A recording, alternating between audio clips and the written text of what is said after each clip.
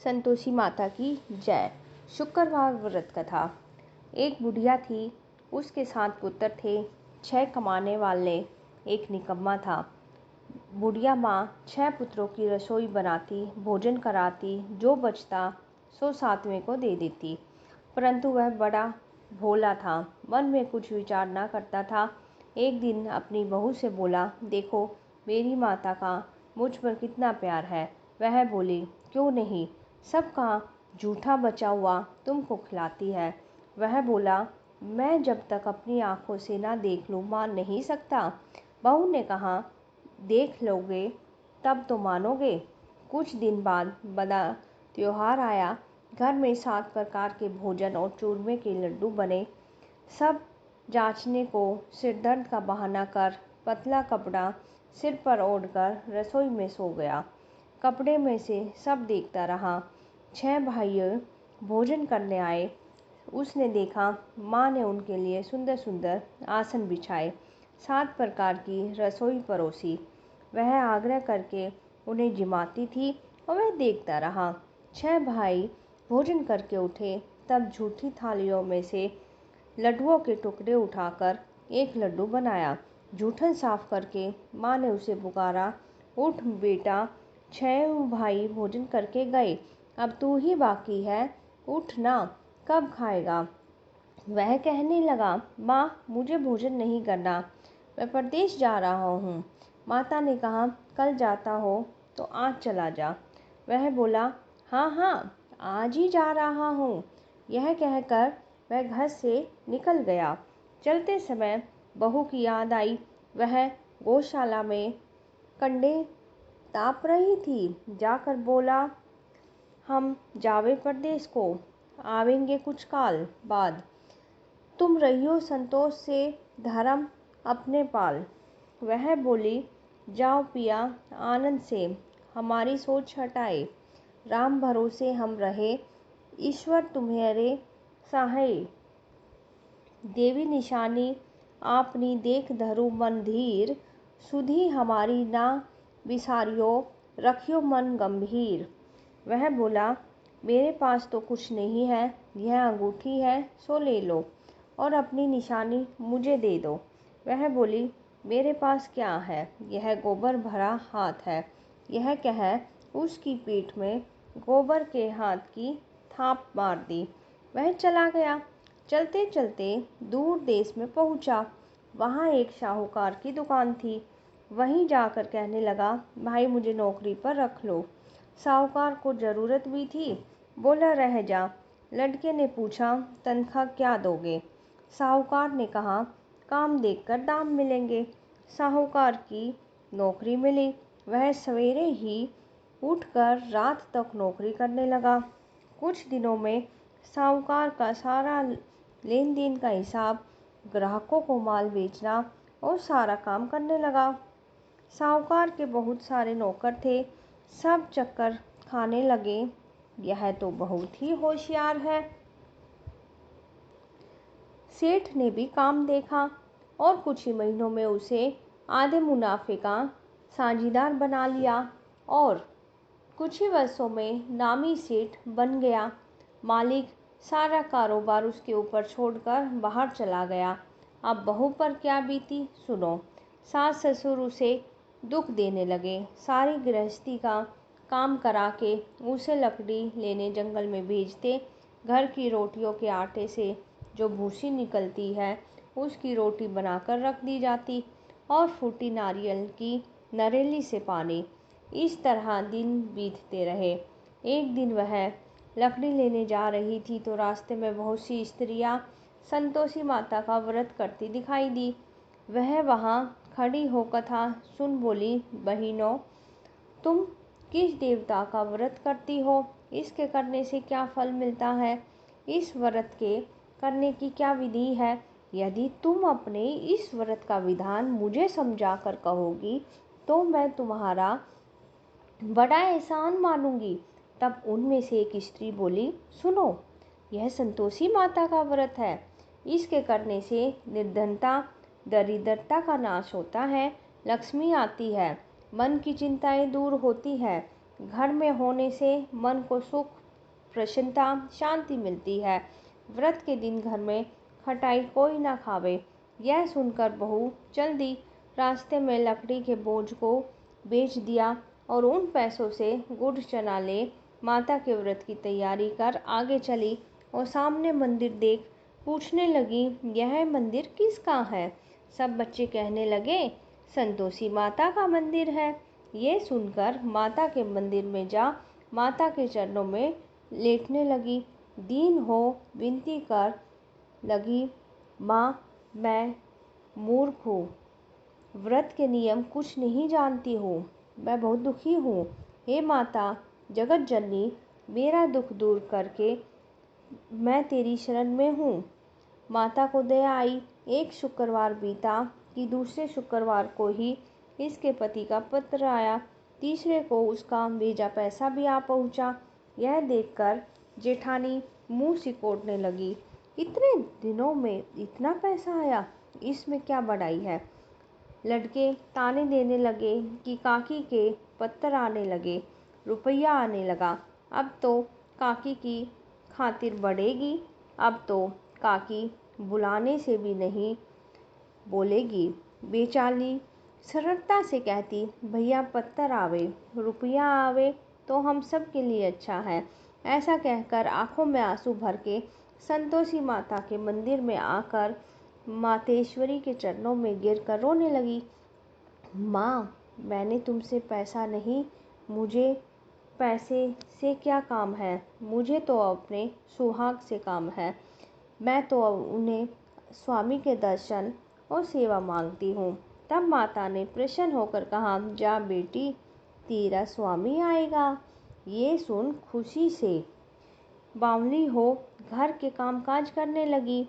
जब संतोषी माँ विचार करने लगी, इस भोली पुत्री से मैंने कह तो दिया कि पति आवेगा, आवेगा कहाँ से? वह तो इसे सपन में भी याद नहीं करता। उसे याद दिलाने के लिए मुझे जाना पड़ेगा। इस तरह माता बुढ़िया के बेटे के सपन में जाकर बोली, साहूकार के बेटे सोता है या जगता है? वह बोला, माता सोता भी नहीं हूँ, जागता भी नहीं हूँ, बीच में ही हूँ। ओहो क्या आज्ञा है। माँ कहने लगी, तेरा घर बार कुछ है या नहीं है? वह बोला, मेरा सब कुछ है, माँ बाप भाई बहन बहू, क्या कमी है? माँ बोली, भोले पुत्र तेरी स्त्री घोर कष्ट उठा रही है, तेरे माँ बाप उसे दुख दे रहे हैं, वह तेरे लिए तरस नहीं है क्या? तू उसकी सुधि ले। वह बोला, माता यह तो मुझे मालूम है, परंतु जाऊं कैसे? परदेश की बात है, लेन देन का कोई हिसाब नहीं है, जाने का कोई रास्ता नजर नहीं आता, कैसे चला जाऊं? माँ कहने लगी, मेरी बात मान, सवेरे नहा धोकर माता का नाम ले, घी का दीपक जला, दंडवत कर दुकान पर जा बैठना। देखते ही देखते तेरा लेन देन चुक जाएगा, माल बिक जाएगा, सांझ होते होते धन का ढेर लग जाएगा। तब सवेरे बहुत जल्दी उठ उसने लोगों से अपने सपने की बात कही। वे सब उसकी बात सुनकर अनसुनी कर दिल लगी उड़ाने लगे। कहीं सपने भी सच होते हैं। एक बूढ़ा बोला, देख भाई मेरी बात मान, इस तरह सांझ झूठ करने के बदले देवता ने जैसा कहा है वैसा ही करना, तेरा इसमें क्या जाता है? अब बूढ़े की बात मानकर नहा धोकर संतोषी माता को दंडवत करके घी का दीपक जला दुकान पर जा बैठा। थोड़ी देर में क्या देखता है कि देने वाले रुपया लाए, लेने वाले हिसाब लेने लगे। कोठे में भरे सामानों के खरीदार नग दाम में सौदा करने लगे। शाम तक घर में धन का ढेर लग गया। माता का यह चमत्कार देख के खुश होके मन में माता का नाम ले घर जाने के वास्ते गहना कपड़ा खरीदने लगा और वहाँ के काम से निपट कर तुरंत रवाना हुआ। वहाँ बहू बेचारी जंगल में लकड़ियाँ लेने जाती है, लौटते वक्त माता के मंदिर में विश्राम करती है और वह तो उसका रोज रुकने का स्थान ठहरा। दूर से धूल उठती देखकर वह माता से पूछती है, हे माता, यह धूल कैसी उड़ रही है? माता कहती है, ए पुत्री, तेरा पति आ रहा है। अब तू ऐसा कर, लकड़ियों के 3 बोझ बना ले और एक नदी के किनारे रख, दूसरा मेरे मंदिर पर और तीसरा अपने सिर पर। तेरे पति को लकड़ी का गट्ठा देखकर मोह पैदा होगा, वह वहाँ रुकेंगे। नाश्ता पानी बना खाकर माँ से मिलने जाएगा। तब तू लकड़ियों का बोझा उठाकर जाना, बीच चौक के गट्ठा डाल के 3 आवाज़ें लगाना, सासू जी, लकड़ियों का गट्ठा लो, भूसे की रोटी दो और नारियल के खोपड़े में पानी दो। आज मेहमान कौन आया है? माँ की बात सुन, बहुत अच्छा माता। यह कहकर प्रसन्न होकर लकड़ियों की 3 गट्ठे ले आई, एक नदी के तट पर, एक माता के मंदिर पर रखा। इतने में ही मुसाफिर आ पहुँचा। सूखी लकड़ियाँ देखकर उसके पति की इच्छा हुई कि यहीं निवास करे और भोजन बना खा पी कर गाँव जाए। इस प्रकार भोजन बना विश्राम करके वह गाँव को गया। जब वह सबसे प्रेम से मिल रहा था, उसी समय बहू सिर पर लकड़ियों का गट्ठा लिए आती। लकड़ी का बाहरी बोझ आंगन में जोर डाल के 3 आवाज़ देती है, लो सासू जी, लकड़ियों का गट्ठा लो, भूसी की रोटी दो, नारियल के खोपड़े में पानी दो। आज कौन मेहमान आया है?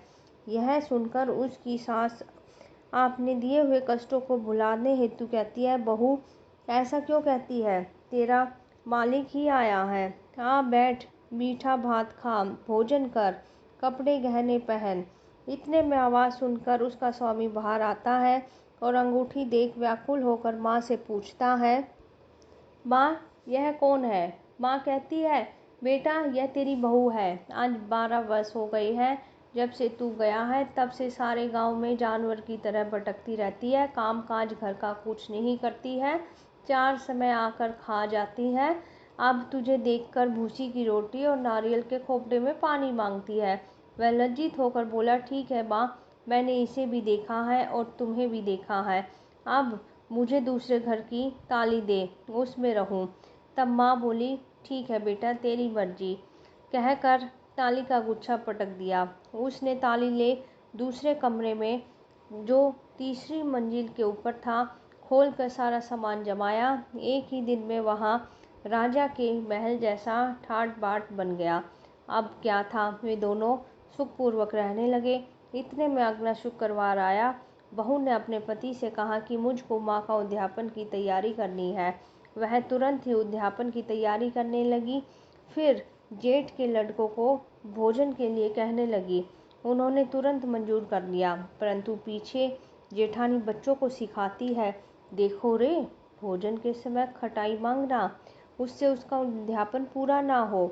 लड़के जीमने आए, खीर पेट भर कर खाई, परंतु याद आते ही कहने लगे, हमें कुछ खटाई दो, खीर खाना हमें भाता नहीं है, देखकर अरुचि उत्पन्न होती है।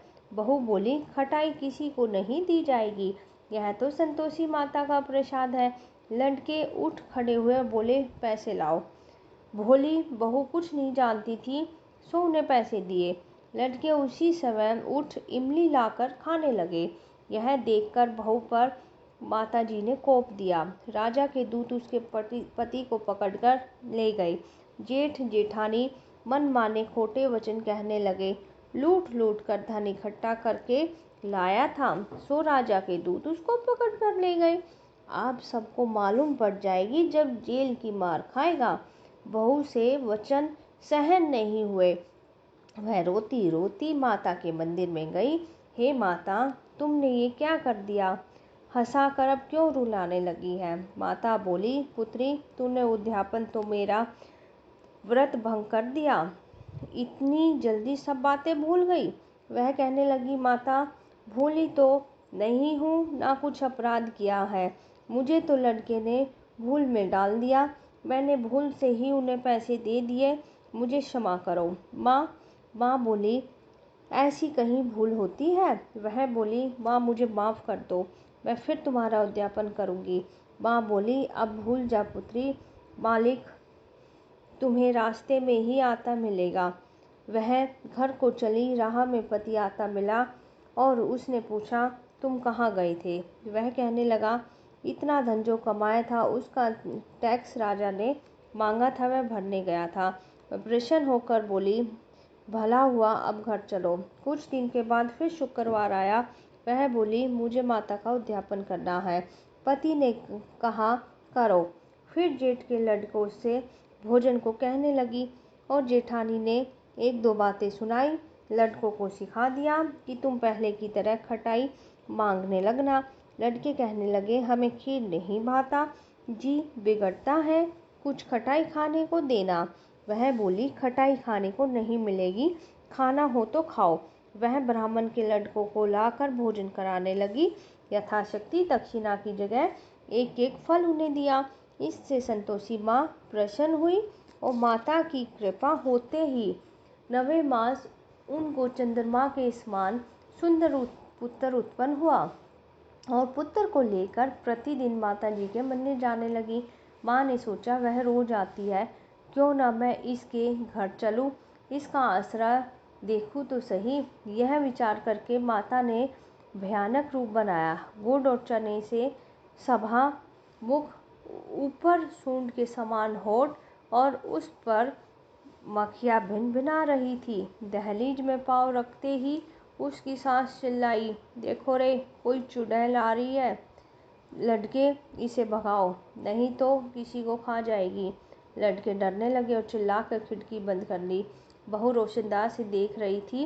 प्रसन्नता से पागल होकर बोली, आज मेरी माता मेरे घर आई है, यह कहकर बच्चे को दूध पीने से हटाती है। इतने में सास का क्रोध फूट गया। बोली, इसे देख कैसे उतावली हुई है, जो बच्चे को पटक दिया। इतने में ही माँ के प्रताप से जहाँ देखो वहीं लड़के ही लड़के नजर आने लगे। वह बोली, माँ जी, जिनका मैं व्रत करती हूँ यह वही संतोषी माता है।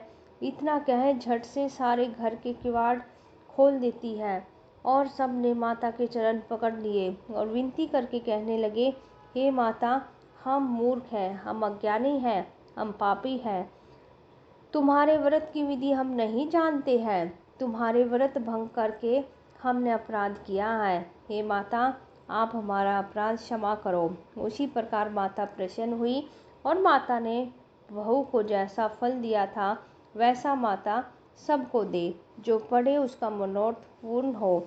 जय माँ संतोषी माँ।